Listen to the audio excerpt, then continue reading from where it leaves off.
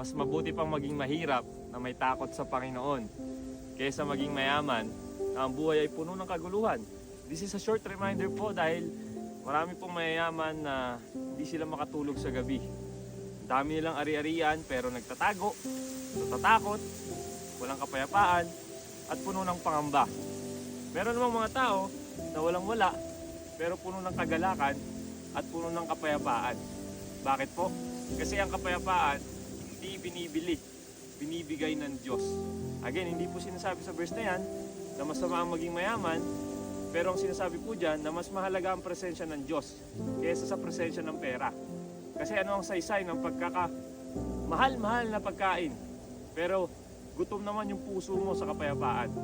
Tandaan po natin na mas mabuti na may konti tayo pero may Diyos kaysa sa marami na wala siya. Amen?